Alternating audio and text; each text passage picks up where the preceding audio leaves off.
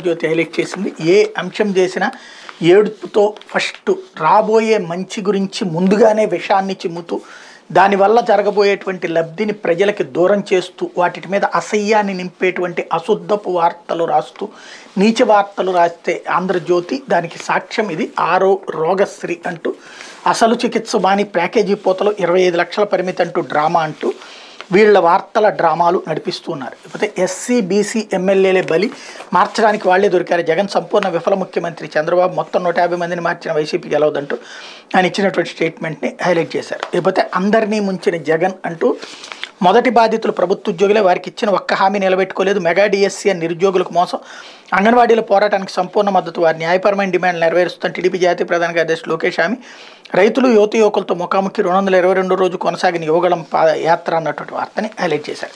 లేకపోతే దద్దరిల్లిన పార్లమెంట్ అంటూ భద్రతా వైఫల్యంపై పక్షాల తీవ్ర నిరసన, హోంమంత్రి జవాబు ఇవ్వాలని డిమాండ్, వెల్లోకి వెళ్లిన నినాదాలు, ప్రభుత్వ తీర్మానంతో 14 మంది ప్రతిపక్ష ఎంపీల సస్పెన్షన్, తృణమూల్ ఎంపీ డెరెక్ ఒబ్రెయిన్పై జగదీప్ ధన్కర్ ఆగ్రహం, భద్రతా వైఫల్యంపై ప్రధాని నరేంద్ర మోడీ సమీక్ష, నిందితులపై ఉపాతో పాటు పలు సెక్షన్ల కింద కేసులు నమోదు, వారం రోజులు పోలీస్ కస్టడీకి నిందితుల అప్పగింత, 7 లోక్సభ సిబ్బంది 8 మంది ఢిల్లీ పోలీసుల సస్పెన్షన్ అన్నటువంటి వార్తను ఇక్కడ హైలైట్ చేశారు.